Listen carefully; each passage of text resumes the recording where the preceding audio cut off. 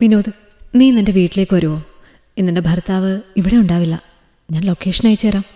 Facebook മെസ്സഞ്ചറിൽ വന്ന മീരയുടെ ആ മെസ്സേജ് വിനോദിനെ ഒന്ന് ഞെട്ടിച്ചു. ഞാൻ വരാം മീര, നീ ലൊക്കേഷൻ അയക്ക്.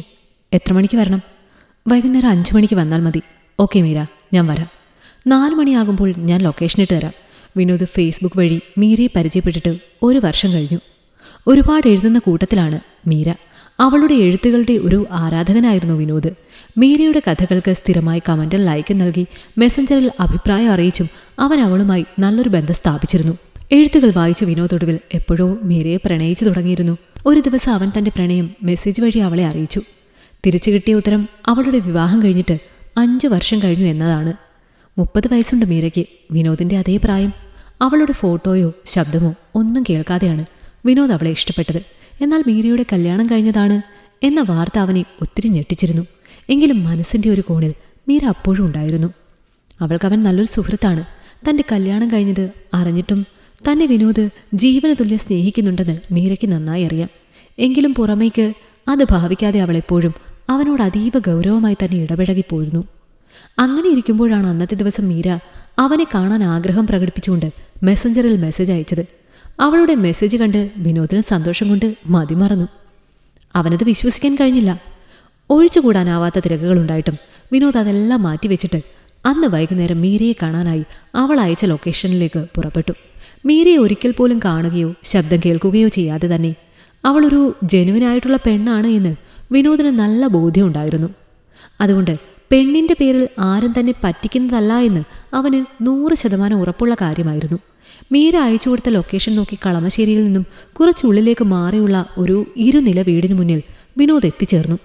മീര പറഞ്ഞ അടയാളങ്ങൾ വെച്ച് അതുതന്നെയാണ് അവളുടെ വീടെന്ന് അവൻ ഉറപ്പിച്ചു. മുറ്റത്തൊരു ബുള്ളറ്റ് വന്ന് നിൽക്കുന്ന ശബ്ദം കേട്ടതും മീര വാതിൽ വന്ന് തുറന്നു. മീര അല്ലേ? തന്നെ നോക്കി പുഞ്ചിരി തൂകുന്ന സുന്ദരിയായ പെണ്ണിനെ കണ്ട് വിനോദ് അമ്പരന്നു. മീരയ്ക്ക് ഇത്രയ്ക്ക് സൗന്ദര്യമുണ്ടെന്ന് അവൻ പ്രതീക്ഷിച്ചില്ല. കടഞ്ഞെടുത്ത ശില്പം പോലെ ശരീരവടിവും കത്തുന്ന സൗന്ദര്യമുള്ളൊരു പെണ്ണ്. പക്ഷേ അവളുടെ മിഴികളിൽ വിഷാദഭാവമായിരുന്നു. അതെ, ഞാൻ തന്നെയാണ് മീര. വിനോദ്, അകത്തേക്ക് വരൂ. വിനോദ് ചെറുചിരിയോടെ വീടിനുള്ളിലേക്ക് പ്രവേശിച്ചതും മീര വാതിലടച്ചു കുറ്റിയിട്ടു. ശേഷം അവൾ അവന് കുടിക്കാൻ ജ്യൂസും കഴിക്കാൻ ലഘുഭക്ഷണവും നൽകി. ഞാൻ കാണാൻ വരാൻ പറഞ്ഞത് മെസ്സേജ് അയച്ചപ്പോൾ വിനോദിന് എന്നെ സംശയമൊന്നും തോന്നിയില്ലേ? മീര ചോദിച്ചു. ഇല്ല, അതെന്താ? താൻ നല്ലൊരു പെണ്ണാണെന്ന് എനിക്ക് തോന്നിയിട്ടുണ്ട്. എന്നെ പെട്ടെന്ന് കാണാൻ തോന്നിയാണ് താൻ എന്നെ വിളിച്ചതെന്ന് എനിക്ക് തോന്നി. വിനോദ് പറഞ്ഞത് ശരിയാ. തന്നെ നേരിൽ കാണാൻ ഞാൻ കുറച്ച് ദിവസമായി വിചാരിക്കുന്നുണ്ട്. താനെന്തോ വലിയൊരു സങ്കടത്തിലാണെന്ന് തൻ്റെ മുഖം കണ്ടാൽ അറിയാം. എന്തു പറ്റി മീര?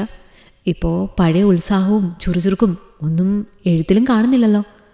കുറേ നാളായി മനസ്സാകെ മടുത്താണ് ഞാൻ ജീവിക്കുന്നത് വിനോദ്. ആരോടെങ്കിലും മനസ്സ് തുറന്ന് ഒന്ന് സംസാരിച്ചെങ്കിൽ ഞാനൊരു പക്ഷേ എൻ്റെ സങ്കടം സഹിക്കാൻ കഴിയാതെ ആത്മഹത്യ ചെയ്യുമായിരുന്നു. അതുകൊണ്ടാണ് വിനോദിനോട് ഞാൻ ഇവിടെ വരാൻ പറഞ്ഞത്. ഇന്ന് ഈ ലോകത്തെനിക്ക് വിശ്വസിച്ച് എന്തെങ്കിലും പറയാനൊരു വ്യക്തി ഉണ്ടെങ്കിൽ അത് വിനോദ് മാത്രമാണ്. അത്രയ്ക്ക് വിശ്വാസമുണ്ട് എനിക്ക് വിനോദിന്. മീരയുടെ എന്ത് സങ്കടവും എന്നോട് പറയാം. എനിക്ക് ആ ചുറുചുറുക്കുള്ള പഴയ മീരയാണിഷ്ടം, വിനോദ് പറഞ്ഞു. മീര ഒന്ന് പുഞ്ചിരിച്ചു. എൻ്റെ ഭർത്താവ് ഒരു ബിസിനസ്മാനാണ്. മാസത്തിൽ 3/4 ദിവസവും യാത്രയിലായിരിക്കും. വിവാഹം കഴിഞ്ഞ ആദ്യ നാളുകളിൽ അയാൾക്ക് എന്നോട് ഭയങ്കര സ്നേഹമായിരുന്നു. ബിസിനസ് യാത്രകളിൽ ഒപ്പം കൂട്ടുകയും ചെയ്യുമായിരുന്നു. പിന്നെ എപ്പോഴോ അയാൾക്ക് എന്നെ മടുത്തു തുടങ്ങി. ആദ്യമൊക്കെ തിരക്ക് കൊണ്ടാകുമെന്ന് ഞാൻ വിചാരിച്ചു. പക്ഷെ ദിവസങ്ങൾ കഴിയുന്തോറും അയാൾ എന്നിൽ നിന്ന് ഒരുപാട് അകന്നുപോയി. എന്നിലെ കൗതുകം തീരുന്നത് വരെ മാത്രമേ അയാൾക്ക് എന്നെ ആവശ്യമുണ്ടായിരുന്നുള്ളൂ. എൻ്റെ ഭർത്താവ് എന്നെ സ്നേഹത്തോടെ ഒന്ന് കെട്ടിപ്പിടിച്ചെങ്കിലെന്ന് ഞാൻ എത്രമാത്രം ആഗ്രഹിച്ചിട്ടുണ്ടെന്ന് വിനോദിനറിയോ? ഞാനൊരു പെണ്ണാണ്, എനിക്കുണ്ട് വികാരങ്ങളെന്ന് എൻ്റെ ഭർത്താവ് മനസ്സിലാക്കിയില്ല. ഞാനതിന് തുറന്നു പറയുന്നത് കൊണ്ട് വിനോദിന് എന്നോടൊന്നും തോന്നരുത്. പല രാത്രികളിലും ഞാൻ സെക്സിന് വേണ്ടി ആഗ്രഹിച്ചിട്ടുണ്ട്. അദ്ദേഹം എന്നെ ഒന്ന് കെട്ടിപ്പിടിച്ച് ഉമ്മ വെച്ച് എന്നെ താലോലിക്കാൻ കൊതിച്ചിട്ടുണ്ട്. പല രാത്രികളിലും നാണം കെട്ട് സെക്സിന് വേണ്ടി യാചിച്ച് അങ്ങോട്ട് താല്പര്യം പ്രകടിപ്പിച്ചിട്ടുണ്ട് ഞാൻ. അപ്പോഴൊക്കെ എന്തെങ്കിലും ഒഴിവ് കഴിവുകൾ. എനിക്ക് സെക്സിനോട് മോഹം തോന്നുമ്പോൾ എൻ്റെ ഭർത്താവിനോടല്ലേ ചോദിക്കാൻ പറ്റൂ. പക്ഷേ എന്നിലൊന്നും അദ്ദേഹത്തെ മോഹിപ്പിക്കാതെയായി. മറ്റു പെണ്ണുങ്ങളുടെ മണം അയാളുടെ വസ്ത്രങ്ങളിൽ നിന്ന് ഞാൻ തിരിച്ചറിയാൻ തുടങ്ങിയപ്പോഴാണ് ആദ്യമായി ഞാൻ അയാളെ വെറുത്തത്. വഴക്കിട്ടിറങ്ങിപ്പോയാൽ കീറിച്ചെല്ലാൻ ഒരിട ഇല്ലാത്തതുകൊണ്ട് മാത്രം ഞാൻ എൻ്റെ മോഹങ്ങൾ ഉള്ളിലടക്കി ഇവിടെ ജീവിക്കുന്നു. എൻ്റെ അച്ഛനും അമ്മയും അനാഥരായിരുന്നു. ഞാൻ ഒറ്റ മോളും. അവർ മരിച്ചു പോയതുകൊണ്ട് എനിക്ക് ബന്ധുക്കളുമില്ല. അയാൾക്ക് വെച്ച് വിളമ്പാനും വസ്ത്രം അലക്കാനും വീട് വൃത്തിയാക്കാനും മാത്രം മതി എന്നെ. മറ്റു കാര്യങ്ങൾക്ക് ദിവസം തോറും അയാൾക്ക് പുതിയ പുതിയ പെണ്ണുങ്ങളെ കിട്ടുന്നുണ്ട്. ഈ 5 വർഷം എൻ്റെ മോഹങ്ങൾ ഉള്ളിലടക്കി എല്ലാം സഹിച്ച് ഞാൻ ജീവിച്ചു. പക്ഷേ ഇപ്പോൾ എല്ലാത്തിനോടും ഒരു മടുപ്പ്. ഒരിക്കൽ ഭർത്താവിനോട് ഓപ്പണായി എല്ലാം നിർത്തി എന്നെ സ്നേഹിച്ചൂടെ എന്ന് ചോദിച്ചപ്പോൾ മറുപടി ലഭിച്ചത് കവിളത്തായിരുന്നു. അതോടെ ചോദ്യവും പറച്ചിലും നിന്നു. ഈ അടുത്തിടെയായി ആത്മഹത്യ ചിന്ത മനസ്സിൽ വരാൻ തുടങ്ങി. അതാണ് ഞാൻ വിശ്വാസമുള്ള ആരോടെങ്കിലും എല്ലാം തുറന്നു പറയാമെന്ന് വിചാരിച്ചത്. അങ്ങനെ തുറന്നു പറയാൻ തോന്നിയ ആള് വിനോദാണ്. ഇതുവരെ എന്നെ കേട്ടതിന് ഒത്തിരി നന്ദിയുണ്ട്. എല്ലാം ഒരാളോട് തുറന്നു പറഞ്ഞു കഴിഞ്ഞപ്പോൾ ഒരാശ്വാസം. അവളുടെ കഥ കേട്ടപ്പോൾ വിനോദിന് മീരയെ ഒന്ന് ചേർത്ത് പിടിക്കാൻ തോന്നി. നിന്നെ വേണ്ടാത്തവൻ്റെ കൂടെ നീ ജീവിക്കേണ്ട മീര. നിനക്ക് ഞാനുണ്ട്. നീ അയാളെ ഡിവോഴ്സ് ചെയ്തേക്ക്. നിന്നെ മനസ്സിലാക്കുന്ന ഒരു ഭർത്താവാൻ എനിക്ക് പറ്റും. ഇപ്പോഴും നിന്നോടുള്ള ഇഷ്ടത്തിന് എനിക്കൊരു കുറവും വന്നിട്ടില്ല. വിനോദ് അവളെ തൻ്റെ നെഞ്ചിലേക്ക് ചേർത്ത് പിടിച്ചു പറഞ്ഞു.